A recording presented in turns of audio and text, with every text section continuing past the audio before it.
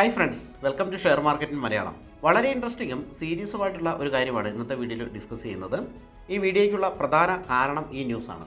FPIs വാങ്ങിയതും വിറ്റതുമായിട്ടുള്ള Indian stock മാർക്കറ്റിലെ സെക്ടറുകൾ, അതായത് ഏതൊക്കെ സെക്ടറുകളിലേക്ക് FPIs ക്യാഷ് ഇട്ടു, ക്യാഷ് പിൻവലിച്ചു. ഏറ്റവും പുതിയ ഡേറ്റയാണ്, ജനുവരി 15 വരെയുള്ള ഡേറ്റയാണ്. അതുപോലെ തന്നെ കഴിഞ്ഞ വർഷം ഇവർ ഏറ്റവും കൂടുതൽ ക്യാഷ് ഇൻഫ്ലോ ചെയ്തത് ഇന്ത്യൻ സ്റ്റോക്ക് മാർക്കറ്റിലാണ്. അതിൻ്റെ ഒരു മൂവ്മെൻറ്റ് നമുക്ക് കാണാനായിട്ട് സാധിച്ചിട്ടുണ്ട്. വ്യക്തമായി മനസ്സിലാകുന്നതിന് വേണ്ടി 2-3 കാര്യങ്ങളിലേക്ക് നമുക്ക് കിടക്കാം. ഒന്ന്, ഇന്ത്യൻ മാർക്കറ്റിലേക്ക് പ്രധാനമായിട്ടും ക്യാഷ് കൊണ്ടുവരുന്നതും കൊണ്ടുപോകുന്നതും 3 ആളുകളാണ്. ഒന്നാമത്തവർ നമ്മൾ ഈ പറയുന്ന പോലെ FPIs. FBI എന്ന് പറഞ്ഞിട്ടുണ്ടെങ്കിൽ ഫോറിൻ പോർട്ട്ഫോളിയോ ഇൻവെസ്റ്റേഴ്സ് എന്നാണ്. ഫോറിൻ ഇൻസ്റ്റിറ്റ്യൂഷണൽ ഇൻവെസ്റ്റേഴ്സ് ഒക്കെ ഈ കൂടെ പെടുന്നതാണ്. രണ്ടാമത്തെ ആൾക്കാർ DIIs. DIIs എന്ന് പറഞ്ഞാൽ ഡൊമസ്റ്റിക് ഇൻസ്റ്റിറ്റ്യൂഷണൽ ഇൻവെസ്റ്റേഴ്സ്. നമ്മുടെ മ്യൂച്വൽ ഫണ്ടുകൾ പോലെയുള്ള കമ്പനികൾ, മ്യൂച്വൽ ഫണ്ടുകൾ, ബാങ്കുകൾ, അങ്ങനെ. മൂന്നാമത്തെ ആൾക്കാർ നമ്മളാണ്, റീറ്റെയിലേഴ്സ്. ഇവിടെ ഏറ്റവും പ്രസക്തി കുറഞ്ഞ ആൾക്കാരാണ് നമ്മൾ, റീറ്റെയിലേഴ്സ്. വളരെ കുറച്ച് പോർഷൻ മാത്രമേ ഇന്ത്യൻ സ്റ്റോക്ക് മാർക്കറ്റിൽ റീറ്റെയിലേഴ്സ് കൈകാര്യം ചെയ്യുന്നുള്ളൂ. അപ്പോൾ ഇവരുടെ ആക്ടിവിറ്റിക്ക് വലിയ പ്രാധാന്യമൊന്നുമില്ല. രണ്ടാമത് പ്രാധാന്യമുള്ളത്, വളരെയധികം ഫണ്ട് ഫ്ലോ നടത്തുന്ന ഡൊമസ്റ്റിക് ഇൻസ്റ്റിറ്റ്യൂഷണൽ ഇൻവെസ്റ്റേഴ്സാണ്. എന്നാൽ FPIസിനെ അപേക്ഷിച്ച് നോക്കുമ്പോൾ FPIസിൻ്റെ ക്യാഷിൻ്റെ പകുതിയെ DISന് ഉള്ളൂ. DIS വളരെ സ്ട്രോങ് ഹാൻഡാണ്. പക്ഷേ ഫോറിൻ ഇൻവെസ്റ്റേഴ്സിനെ അപേക്ഷിച്ച് നോക്കുമ്പോൾ DISൻ്റെ ക്യാഷ് ഫ്ലോ ഏകദേശം പകുതിയാണെന്ന് പറയാം.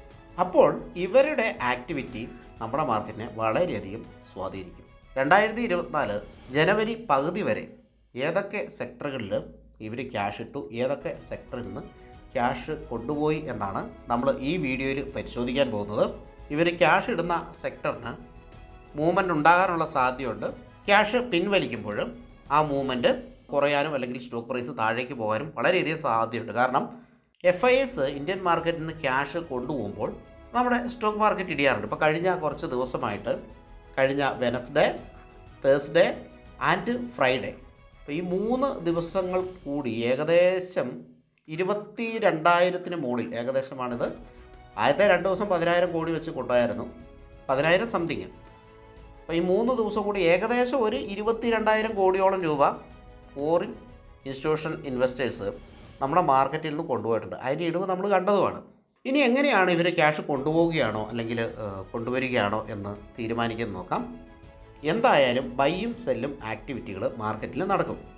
ഫോറിൻ ഇൻസ്റ്റിറ്റ്യൂഷണൽ ഇൻവെസ്റ്റേഴ്സ് FIIs ഒരു 5,000 കോടിയുടെ ബൈ നടത്തി എന്ന് വിചാരിക്കുക. ഇത് ബൈ ആണ്. ഒരു 15,000 കോടിയുടെ സെല്ലും നടത്തി. അപ്പോൾ ഇതിൻ്റെ നെറ്റ് എഫക്റ്റ് എന്താണ് ഉണ്ടാകുക? 10,000 കോടിയുടെ സെല്ല്. അതായത് കൂടിയ സംഭവത്തിൽ നിന്ന് കുറഞ്ഞ ഒരു സംഭവം കുറയ്ക്കും. കൂടിയത് ഏതാണ്? 15,000. കുറഞ്ഞത് 5,000. കൂടിയത് സെല്ലാണ്. 10,000-ൽ നിന്ന് 5,000 കുറയ്ക്കുന്നു, ബൈ അങ്ങ് കുറച്ചു. അപ്പോൾ പറയും നെറ്റ് സെല്ലാണ് FIs നടത്തിയത്, അത് 10,000 കോടിക്കാണ് സെല്ല് നടത്തിയിരിക്കുന്നതെന്ന് പറയും. അപ്പോഴും ഇവിടെയുള്ള ഈ 5,000 കോടി അപ്രസക്തമാകുന്നു. മൊത്തത്തിൽ ഇത്രയേ പറയുള്ളൂ, 10,000 കോടിക്ക് സെല്ല് നടത്തി. എന്നാൽ ഈ പറയുന്ന 5,000 കോടിക്ക് ബൈ നടത്തിയ കാര്യം ആരും വേണ്ടില്ല. കാരണം സെല്ലാണ് കൂടുതൽ. ഇത് നെറ്റ് ആണ് നമ്മൾ പറയുക. വൈകുന്നേരം ആകുമ്പോൾ നമുക്ക് ഈ ഡേറ്റ കിട്ടുന്നു. അവിടെ ബൈയും സെല്ലും ഉണ്ട്, പക്ഷേ ബൈയും സെല്ലും നമ്മൾ നോക്കില്ല. പകരം നെറ്റ് എഫക്റ്റ് എന്താണോ അതാണ് നമ്മൾ നോക്കുക. അങ്ങനെയാണ്. അപ്പോൾ ഇവിടെ ഈ സെല്ല് നടത്തുമ്പോഴും അവർ ചില സ്ഥലങ്ങളിൽ ബൈ നടത്തുന്നുണ്ട്. അപ്പോൾ ഇതാണ് നമ്മൾ കാണാതെ പോകുന്നത്. ഇതേ സംഭവം തന്നെയാണ് DIIs ചെയ്യുന്നുണ്ട്. അവരുടെയും ഡേറ്റ ഇങ്ങനെ തന്നെയാണ്. പക്ഷേ ഏറ്റവും കൂടുതൽ ക്യാഷ് കൈകാര്യം ചെയ്യുന്നത് ഫോറിനേഴ്സ് ആയതുകൊണ്ട് അതിന് കൂടുതൽ പ്രിയോറിറ്റി കൊടുക്കുന്നതെന്ന് മാത്രമേ ഉള്ളൂ. സാധാരണ അതിന് ഫോറിനേഴ്സ് ഒരു 10,000 കോടിയുടെ സെല്ല് നടത്തുമ്പോൾ DIS ഒരു 5,000 കോടിയുടെ ബൈ നടത്തും ഏകദേശം. മാർക്കറ്റ് എങ്ങോട്ടാണ് പോവുക? മാർക്കറ്റ് താഴേക്കാണ് പോവുക. അതാണ് താഴേക്ക് പോകുന്നത്. ഇവിടെ ക്യാഷ് ഫ്ലോ അനുസരിച്ചിട്ട് കൂടുതൽ സെല്ലാണ് നടന്നത്. സോ സെല്ലിംഗ് പ്രഷറാണ് കൂടുതൽ. അതുകൊണ്ട് മാർക്കറ്റ് താഴേക്ക് പോയി. DIS പിടിച്ചു നിർത്താൻ ശ്രമിക്കുന്നുണ്ട്. എപ്പോഴും ഫോറിനേഴ്സ് സെല്ല് ചെയ്യുമ്പോൾ DIS ബൈ ആണ് ചെയ്യുക. ചില സമയങ്ങളിൽ അത് അവർ സെൽ സൈഡിലേക്ക് വരാറുണ്ട്. അപ്പോൾ സിവിയർ ക്രാഷ് ആയിരിക്കും. അങ്ങനെ വരാറുണ്ട്. അപ്പോൾ ഇവർ തമ്മിലുള്ള ഈ മത്സരത്തിൽ മെജോറിറ്റി സമയം ജയിക്കുന്നതായി ഇവരാണ്. മാർക്കറ്റ് താഴേക്ക് പോവുമെങ്കിലും മാർക്കറ്റിനെ ശക്തമായി തിരിച്ചു കൊണ്ടുവരാനായിട്ട് ഇവരെ കൊണ്ട് സാധിക്കാറുണ്ട്. കുറച്ച് നാൾ താഴേക്കൊക്കെ പോയി നിൽക്കും, കഴിഞ്ഞിട്ട് തിരിച്ചു കൊണ്ടുവരാനായിട്ട് DISനെ കൊണ്ട് സാധിക്കാറുണ്ട്. ഇതിലെ മാർക്കറ്റ് നന്നായിട്ട് ഇടിഞ്ഞു കഴിയുമ്പോഴത്തേനും ഇവന്മാരും പതിയെ കയറി വരും. കാരണം ഇന്ത്യൻ മാർക്കറ്റ് ഭയങ്കരമായിട്ട് ഓവർ വാല്യൂഡാണ്. മിഡ് ക്യാപ്പും സ്മോൾ ക്യാപ്പും ഒന്നും പറയണ്ട. ഇത്രയൊക്കെ സംഭവിച്ചിട്ടും വാല്യുവേഷന് വലിയ മാറ്റമൊന്നുമില്ല, കുറഞ്ഞിട്ടില്ല. അതൊരു കാരണമാണ് ഇവർ പുറത്തേക്ക് പോകാനായിട്ട്. ഇനി നമുക്ക് ന്യൂസിലേക്ക് പോകാം. ഫോറിൻ ഇൻസ്റ്റിറ്റ്യൂഷൻസ് ക്യാഷ് ഏറ്റവും കൂടുതൽ കൊണ്ടുപോയിരിക്കുന്ന സെക്ടർ, അതായത് സെല്ലിംഗ് നടത്തിയിരിക്കുന്ന sector automobile and auto component സെക്ടറാണ്. 1630 കോടിയാണ് അവർ സെല്ല് നടത്തിയത്. മീഡിയ എൻ്റർടൈൻമെൻറ്റ് പബ്ലിക്കേഷൻ സെക്ടറിൽ 1015 കോടിയുടെ സെല്ലിംഗ് നടത്തി. ഫാസ്റ്റ് മൂവിങ് കൺസ്യൂമർ ഗുഡ്സ് FMCGയിൽ 634 കോടിയുടെ സെല്ലിംഗ് നടത്തി. IT ഇൻഫർമേഷൻ ടെക്നോളജിയിൽ 492 കോടിയുടെ സെല്ലിംഗ് നടത്തി. ക്യാപിറ്റൽ ഗുഡ്സിൽ 304 കോടിയുടെ സെല്ലിംഗ് നടത്തി. അപ്പോൾ ഇത്രയും സെക്ടേഴ്സിലാണ് ഇവർ സെല്ലിംഗ് നടത്തിയിരിക്കുന്നത്, അല്ലെങ്കിൽ ഇത്രയും സെക്ടേഴ്സിൻ്റെ ക്യാഷാണ് ഇവർ തിരിച്ച് പിൻവലിച്ചിരിക്കുന്നത്. ഇനി ഇവർ ഇൻവെസ്റ്റ് ചെയ്തിട്ടുള്ള, ജനുവരിയിൽ ഇൻവെസ്റ്റ് ചെയ്തിട്ടുള്ള സെക്ടേഴ്സ് ഏതൊക്കെയാണെന്ന് നോക്കാം. ഏറ്റവും കൂടുതൽ ഇൻവെസ്റ്റ് ചെയ്തിരിക്കുന്നത് ഓയിൽ, ഗ്യാസ് ആൻഡ് കൺസ്യൂമബിൾ ഫ്യൂൽസിലാണ്. 1455 കോടിയുടെ ഇൻവെസ്റ്റ്മെൻറ്റാണ് ഇവർ നടത്തിയിരിക്കുന്നത്. സർവീസസിൽ 1413 കോടിയുടെ ഇൻവെസ്റ്റ്മെൻറ്റ് നടത്തി. ഫിനാൻഷ്യൽ സർവീസസിൽ 1248 കോടിയുടെ ഇൻവെസ്റ്റ്മെൻറ്റ് നടത്തി. പവറിൽ 1040 കോടിയുടെ ഇൻവെസ്റ്റ്മെൻറ്റ് നടത്തി. കൺസ്യൂമർ സർവീസിൽ 1015 കോടിയുടെ ഇൻവെസ്റ്റ്മെൻറ്റ്. റിയാലിറ്റിയിൽ 636 കോടിയുടെ ഇൻവെസ്റ്റ്മെൻറ്റ്. ടെലി കമ്മ്യൂണിക്കേഷൻസിൽ 612 കോടിയുടെ ഇൻവെസ്റ്റ്മെൻറ്റ്. അപ്പോൾ ഇത്രയും സെക്ടേഴ്സിലാണ് അവരെ ഇൻവെസ്റ്റ്മെൻറ്റ് നടത്തിയിരിക്കുന്നത്. അപ്പോൾ നമ്മൾ ശ്രദ്ധിക്കേണ്ട സെക്ടേഴ്സ് ഇത്രയും സെക്ടേഴ്സാണ്. ഈ സെക്ടറുകളിലുള്ള കമ്പനികളെ ശ്രദ്ധിക്കുക. ഇതിൽ ഏതൊക്കെ കമ്പനികളിൽ അവർ ഇൻവെസ്റ്റ്മെൻറ്റ് നടത്തിയത് നമുക്കറിയില്ല, ഇത്രയും സെക്ടേഴ്സിലാണെന്നേ അറിയുള്ളൂ. ശരിക്കും പറഞ്ഞാൽ സ്റ്റോക്ക് മാർക്കറ്റ് സൈക്ലിക്കാണ്. സെക്ടർ വൈസ് റൊട്ടേഷൻസ് സ്റ്റോക്ക് മാർക്കറ്റിൽ നടന്നുകൊണ്ടേയിരിക്കും. നിങ്ങൾ ഓർക്കുന്നുണ്ടാകും, ഇപ്പോൾ നടക്കുന്ന സെക്ടർ ഏതാണ്? സ്റ്റോക്ക് മാർക്കറ്റ് റൊട്ടേഷൻ റെയിൽവേ സെക്ടറാണ്. അങ്ങനെ ഒരു സെക്ടർ ശരിക്കും പറഞ്ഞാൽ ഇല്ല. ഇൻഫ്രയിലൊക്കെ പെടും, പക്ഷേ റെയിൽവേ സ്റ്റോക്കുകൾ വളരെയധികം നന്നായിട്ട് മൂവ് ചെയ്യുന്നുണ്ട്. എന്നാൽ ഒരു 6-7 മാസം മുമ്പ് നല്ല ബൂമിംഗ് ഉണ്ടായിരുന്ന സെക്ടർ ഏതായിരുന്നു? ആ സെക്ടർ നിങ്ങൾ ഓർക്കുന്നുണ്ടോ എന്ന് അറിയത്തില്ല. ഡിഫൻസ് സെക്ടറാണ്. നമ്മൾ വീഡിയോ ചെയ്തിട്ടുണ്ടായിരുന്നു. അതുപോലെ തന്നെ ഡിഫൻസ് സെക്ടറിലെ മ്യൂച്വൽ ഫണ്ടിനെ പറ്റിയിട്ട്, ഏറ്റവും നല്ല മ്യൂച്വൽ ഫണ്ടുകളെ പറ്റിയിട്ട് നമ്മൾ വീഡിയോ ചെയ്തിട്ടുണ്ടായിരുന്നു. ആ ഫണ്ടുകളൊക്കെ ഇപ്പോഴും വളരെ വലിയ റിട്ടേണിൽ 50% ആ റേഞ്ച് റിട്ടേണിലാണ് നിൽക്കുന്നത്. ചെറിയ സമയം കൊണ്ട് ഒരുപാട് പേര് അതിൽ ഇൻവെസ്റ്റ് ചെയ്തെന്നും പ്രോഫിറ്റ് കിട്ടിയെന്നും ഒക്കെ പറഞ്ഞിട്ടുണ്ടായിരുന്നു. അതുപോലെ കമൻറ്റ് സെക്ഷനിൽ കണ്ട ഒരു കമൻറ്റാണ്, നമ്മൾ ലോങ് ടൈമിലേക്കുള്ള സ്റ്റോക്ക് വീഡിയോ ചെയ്തിട്ട് കുറച്ച് നാളായിട്ടുള്ളത്, നമ്മളത് പരിഗണിക്കാം. നമ്മൾ അവസാനം ലോങ് ടൈമിലേക്കുള്ള സ്റ്റോക്കിൻ്റെ വീഡിയോ ചെയ്ത ആ സ്റ്റോക്ക് ഗ്ലോബൽ ഹെൽത്താണ്, അതായത് മേധാന്ത എന്ന് പറയും. അത് വളരെ വലിയൊരു റാലി നടത്തി. ഓൾറെഡി കഴിഞ്ഞ ദിവസവും നടത്തി, കഴിഞ്ഞതിൻ്റെ ദിവസവും ഒക്കെ നടത്തി, വലിയ റാലി നടത്തി മുന്നോട്ട് പോയിക്കൊണ്ടിരിക്കുകയാണ്. അപ്പോൾ നമ്മൾ ശരിക്കും പറഞ്ഞാൽ നമ്മളൊരു സ്റ്റോക്ക് പറഞ്ഞു കഴിഞ്ഞാൽ അതിൻ്റെ ഒരു പെർഫോമൻസും കൂടെ നോക്കിയിട്ടാണ്, അത് കുറച്ചൊന്ന് എത്തിക്കഴിഞ്ഞിട്ടാണ് നമ്മൾ അടുത്ത സ്റ്റോക്ക് പറയുക, അതായത് ലോങ് ടൈമിന് വേണ്ടിയിട്ടുള്ളത്. എപ്പോഴും നമുക്ക് ലോങ് ടൈമിലുള്ള സ്റ്റോക്ക് കിട്ടണമെന്നുമില്ല. അപ്പോൾ അതിൻ്റെ വീഡിയോ ഉടനെ തന്നെ ചെയ്യാം. നമ്മളീ പറഞ്ഞു വന്നത് സെക്ടർ റൊട്ടേഷനാണ്. കുറേ വർഷങ്ങൾക്ക് മുമ്പ് നമ്മുടെ ഷുഗർ സെക്ടറിലെ ഒരു ബൂം നിങ്ങൾ ഓർക്കുന്നുണ്ടാവും. വളരെ ചെറിയ സമയം കൊണ്ട് തന്നെ 3-4 ഇരട്ടി ഷുഗർ സ്റ്റോക്കുകൾ പറന്നു. കോവിഡ് കഴിഞ്ഞതിന് ശേഷം ലോജിസ്റ്റിക് സെക്ടറിലും ഹോട്ടൽ സെക്ടറിലും ഉണ്ടായ വളർച്ച അഭൂതാവഹമാണ്. അതുപോലെ തന്നെ IT സെക്ടർ ഒരുപാട് നാളായിട്ട് ഡൗണാണ്. ഫാർമ ഒരുപാട് നാളായിട്ട് ഡൗണാണ്. FMCG കോവിഡ് സമയം കഴിഞ്ഞപ്പോൾ നന്നായിട്ട് കയറി വന്നു, പിന്നീട് ഇപ്പോൾ ഡൗണാണ്. എന്നാൽ ആ സമയത്തൊക്കെ ഈ സെക്ടറുകൾ ഇപ്പം നിലവിൽ റെയിൽവേ റൺ ചെയ്തുകൊണ്ടിരിക്കുന്നു. അപ്പോൾ ഇങ്ങനെ സെക്ടർ റൊട്ടേഷൻ നമ്മുടെ മാർക്കറ്റിലുണ്ട്. റീറ്റെയിലേഴ്സ് അത് കാര്യമാക്കാറില്ല, എന്നാൽ ഇനി അത് കാര്യമാക്കുന്നത് നല്ലതായിരിക്കും. അപ്പോൾ ഈ ഫോറിനേഴ്സ് കൂടുതൽ ക്യാഷ് ഇറക്കുന്ന സെക്ടറിൽ നമ്മളും കൂടെ ക്യാഷ് ഇറക്കി കഴിഞ്ഞിട്ടുണ്ടെങ്കിൽ അവർക്ക് ചെറിയ ലാഭം എടുത്ത് പോകാൻ പറ്റില്ല. കാരണം അവർക്ക് ടാക്സും ഒരുപാട് എക്സ്പെൻസ് ഉണ്ട് അവർക്ക് ഇവിടെ ഇൻവെസ്റ്റ് ചെയ്യാനുണ്ട്. നമുക്ക് ആ എക്സ്പെൻസ് ഇല്ല. അപ്പോൾ ആ സെക്ടറിൽ നമ്മൾ ഇൻവെസ്റ്റ് ചെയ്ത് കഴിഞ്ഞിട്ടുണ്ടെങ്കിൽ ലാഭസാധ്യത കൂടും. അതാണ് ഈ വീഡിയോയുടെ ഉദ്ദേശം. ഇനി അടുത്തത്, ഇവർ ഏറ്റവും കൂടുതൽ ക്യാഷ് ഇറക്കിയിരിക്കുന്ന രാജ്യം ഏതാണെന്ന് നോക്കാം. ഈ ഒരു പിക്ചർ നോക്കാം.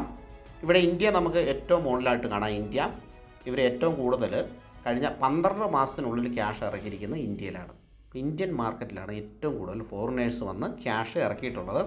ഇത് ഈ വർഷത്തെ ഡേറ്റയാണ്. അതായത് ജനുവരിയിലെ ഏകദേശം ഒരു ജനുവരി പകുതി വരെയുള്ള ഡേറ്റയാണ്. പക്ഷേ അവിടെ ക്യാഷ് ഇൻഫ്ലോ കാണുന്നില്ല. ശ്രദ്ധിക്കുക, അവിടെ ക്യാഷ് ഇൻഫ്ലോ കാണുന്നില്ല. എന്നാൽ നമ്മുടെ ഫിനാൻഷ്യൽ ഇയർ കഴിഞ്ഞിട്ടുമില്ല. നമ്മുടെ ഫിനാൻഷ്യൽ ഇയർ മാർച്ച് ലാസ്റ്റ് വരെ ഉണ്ട് തന്നെ. അപ്പോൾ ഈ 12 മാസം കൊണ്ട് ഏറ്റവും കൂടുതൽ ക്യാഷ് ഇറക്കിയിരിക്കുന്നത് ഇവിടെയാണ്. എന്നാൽ ഇപ്പോൾ നമുക്കറിയാം FIS ഇന്ത്യൻ മാർക്കറ്റിൽ നിന്ന് ക്യാഷ് പിൻവലിച്ചുകൊണ്ടിരിക്കുകയാണ്. അപ്പോൾ അത് ശ്രദ്ധിക്കണം.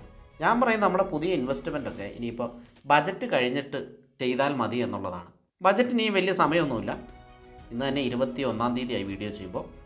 ഇന്ന് മാർക്കറ്റില്ല, 22-ാം തീയതി മാർക്കറ്റില്ല, 23-ാം തീയതി മാർക്കറ്റുണ്ട്. അങ്ങനെ ആ ആഴ്ച അങ്ങ് പോകും.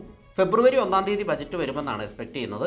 അങ്ങനെയാണെങ്കിൽ ഇനി ബജറ്റിന് അധികം നാളില്ല. ഈ ബജറ്റ് വളരെ പ്രധാനപ്പെട്ട ഒരു സംഭവമാണ് നമ്മുടെ സ്റ്റോക്ക് മാർക്കറ്റിനെ സംബന്ധിച്ചിടത്തോളം. ഏതൊക്കെ സെക്ടറുകൾ, മേ ബി സെക്ടർ റൊട്ടേഷൻ നടന്നേക്കാം. ചിലപ്പോൾ ഇവർക്കിത് അറിയായിരിക്കും, ഇന്ന സെക്ടറുകളിൽ, അല്ലെങ്കിൽ ഊഹിച്ച് ചെയ്യുന്നതായിരിക്കും, ഇന്ന സെക്ടറുകളിൽ ബജറ്റിന് അനുകൂലമായിട്ട് വരും എന്ന എക്സ്പെക്റ്റേഷനോട് കൂടി ആയിരിക്കും ഇവർ ചെയ്യുന്നത്. ജനുവരിയിൽ ഇവരങ്ങനെ ഓരോ സെക്ടറുകളിലേക്ക് കയറുന്നതിൽ സംശയിക്കേണ്ടിയിരിക്കുന്നു. അപ്പോൾ ബജറ്റ് വന്നു കഴിയുമ്പോൾ നമുക്ക് ക്ലിയർ ആയിട്ടുള്ളൊരു പിക്ചർ കിട്ടും ഏതൊക്കെ സെക്ടേഴ്സിന് ഇത് ഗുണമാകുമെന്നുള്ളത്. കഴിഞ്ഞ കൊല്ലത്തെ ബജറ്റ് നമുക്കറിയാം ഇൻഫ്രാസ്ട്രക്ചർ സെക്ടറിന് ഭയങ്കരമായിട്ട് ഗുണമായിരുന്നു. അതുമായിട്ട് ബന്ധപ്പെട്ട കമ്പനികളൊക്കെ നല്ല രീതിയിൽ മൂവ് ചെയ്തു. അങ്ങനെ ഈ വർഷത്തെ ബജറ്റിലും ഏത് സെക്ടറിനാണ് ഗുണമെന്നുള്ളത് മനസ്സിലാക്കിയിട്ട് അല്ലെങ്കിൽ നോക്കിയിട്ട് ഇൻവെസ്റ്റ് ചെയ്താൽ മതി. എന്തെങ്കിലും നെഗറ്റീവ് ഉണ്ട്, മാർക്കറ്റ് നല്ല രീതിയിൽ താഴേക്ക് പോകാൻ സാധ്യതയുണ്ട്. അപ്പോൾ നമുക്ക് ഒരു 10 ദിവസം ഇൻവെസ്റ്റ് ചെയ്തില്ല എന്ന് കരുതിയിട്ട് പ്രത്യേകിച്ചൊന്നും നഷ്ടപ്പെടാനില്ല, അല്ലെങ്കിൽ ഇൻവെസ്റ്റ്മെൻറ്റ് കുറയ്ക്കുക, അങ്ങനെയൊക്കെ ചെയ്യാവുന്നതാണ്. അപ്പോൾ എന്തായാലും ജനുവരി ഇതുവരെ ഈ വർഷത്തെ ഡേറ്റ അനുസരിച്ചിട്ട് ഫോറിനേഴ്സ് ഇന്ത്യയിൽ ഇൻവെസ്റ്റ്മെൻറ്റ് നടത്തിയിട്ടില്ല. എന്നാൽ ലാസ്റ്റ് 12 മാസത്തെ ഡേറ്റ അനുസരിച്ചിട്ട് 22,202 കോടി അവർ ഇന്ത്യയിൽ ഇൻവെസ്റ്റ്മെൻറ്റ് നടത്തിയിട്ടുണ്ട്. ഇത് കോടിയല്ല കേട്ടോ, നമ്മളിപ്പോഴും കോടി കണ്ടുകൊണ്ട് ഇത് ഡോളർ മില്യനാണ്. 22,202 മില്യൺ ഡോളർ ഇൻവെസ്റ്റ്മെൻറ്റ് നടത്തിയിട്ടുണ്ട്. ഇതും അങ്ങനെ തന്നെ കോടിയല്ല, 716 മില്യൺ ഡോളർ ഇന്ത്യയിൽ നിന്ന് പിൻവലിക്കുകയാണ് ചെയ്തത്. ഇനിയിപ്പോൾ മലേഷ്യ കാര്യങ്ങളൊക്കെ കാണാം. പിന്നീട് കഴിഞ്ഞ വർഷം ഏറ്റവും നന്നായിട്ട് അവർ ഇൻവെസ്റ്റ്മെൻറ്റ് നടത്തിയ രണ്ടാമത്തെ ആണോ നമുക്ക് നോക്കണം, സൗത്ത് കൊറിയ നമുക്കിവിടെ കാണാം. അതായത് നല്ല രീതിയിൽ ഇൻവെസ്റ്റ്മെൻറ്റ് നടത്തിയിട്ടുണ്ട്. സൗത്ത് കൊറിയനെ കഴിഞ്ഞ് കൂടുതൽ നടത്തിയിരിക്കുന്നത് ബ്രസീലിലാണ്. ഇവിടെ നമുക്ക് കാണാം ബ്രസീലിലാണ് സൗത്ത് കൊറിയനെ കഴിഞ്ഞ് കൂടുതൽ ഇൻവെസ്റ്റ്മെൻറ്റ് നടത്തിയിരിക്കുന്നത്. പിന്നീട് നടത്തിയിരിക്കുന്നത് സൗത്ത് കൊറിയയിലാണ്. മൂന്നാമത്തെ രാജ്യം സൗത്ത് കൊറിയയാണ്. തായ്വാനിൽ നിന്നൊക്കെ നല്ല രീതിയിൽ അവർ പിൻവാങ്ങലാണ് നടത്തിയിരിക്കുന്നത്. ഈ തായ്വാനിൽ നിന്ന് പിൻവാങ്ങിയത് ഈ മാസമാണ് കേട്ടോ, ജനുവരിയിലാണ്. അപ്പോൾ ഇങ്ങനെ നോക്കുമ്പോൾ ഈ വർഷവും ഇവർ ഇന്ത്യയിലേക്ക് വരാൻ സാധ്യതയുണ്ടോ എന്നുള്ളത് നമുക്ക് അറിയത്തില്ല. ഇപ്പോൾ നമ്മൾ കാണുന്നത് എന്താണ്, ഫോറിനേഴ്സ് മാർക്കറ്റിൽ നിന്ന് പിൻവാങ്ങുന്നതാണ്. നല്ല രീതിയിൽ അവർ സെല്ലിങ് നടത്തുന്നു. അതുകൊണ്ട് അവർ ബൈ സൈഡിലേക്ക് വരുമ്പോൾ ഇൻവെസ്റ്റ് ചെയ്യുന്ന നല്ലൊരു സ്ട്രാറ്റജിയാണ്. അങ്ങനെയും പരിഗണിക്കാം. ഒരുപക്ഷെ ബജറ്റ് മുൻകൂട്ടി കണ്ടിട്ടായിരിക്കാം അവർ പിൻവാങ്ങുന്നത്.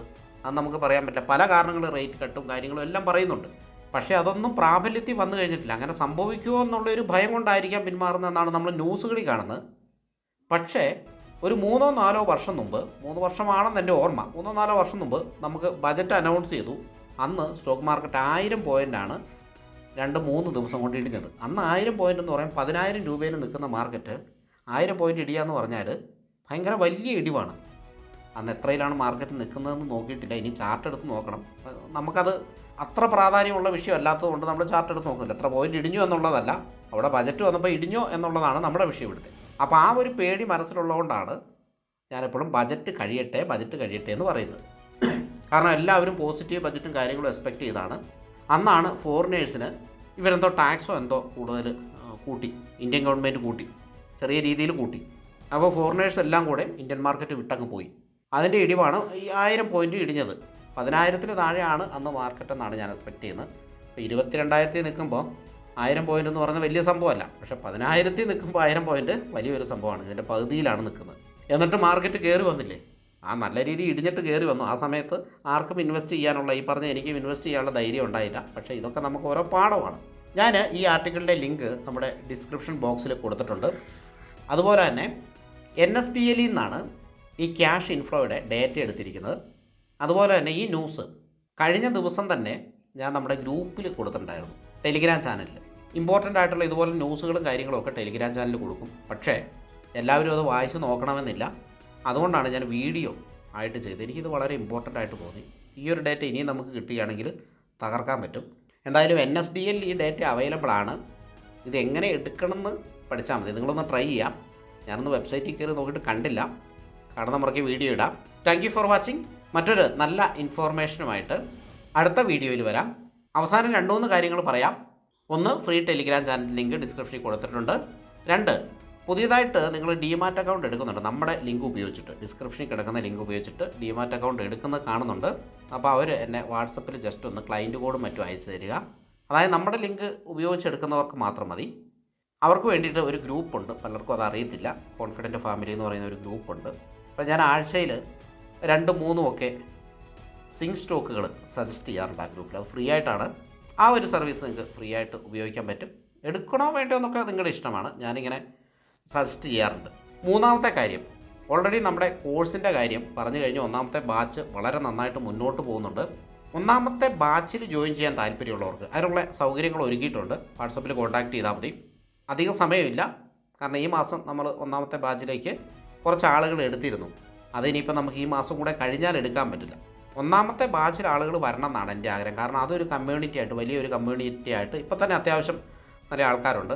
അപ്പോൾ അതങ്ങനെ ഒരു കമ്മ്യൂണിറ്റി ആയിട്ട് പോയി കഴിഞ്ഞാൽ അതിൻ്റെ ഗുണം എനിക്കല്ല, നിങ്ങൾക്കാണ്. നിങ്ങൾക്ക് ഗുണത്തിന് വേണ്ടിയാണ് ഞാനത് പറയുന്നത്. രണ്ടാമത്തെ ബാച്ച് നമ്മൾ വെക്കാത്തതിന് കാരണം അതാണ്. കാരണം ആളുകൾ കുറവായിരിക്കും. അപ്പോൾ രണ്ടാമത്തെ ബാച്ച് നമുക്ക് പിന്നീട് നോക്കിയിട്ട് ചിലപ്പോൾ 1 വർഷം കഴിഞ്ഞോ മറ്റോ ഒക്കെ വെക്കാൻ പറ്റുള്ളൂ. ഒന്നാമത്തെ ബാച്ചിലേക്ക് ജോയിൻ ചെയ്യാൻ താല്പര്യം ഉണ്ടെങ്കിൽ, ആരെങ്കിലും പെൻഡിങ് ഉണ്ടെങ്കിൽ ലിങ്ക് ഡിസ്ക്രിപ്ഷനിൽ കൊടുത്തിട്ടുണ്ട്. അതുപോലെ സിലബസ് ഞാൻ നവംബർ മാസം വീഡിയോ ചെയ്തിട്ടുണ്ട്.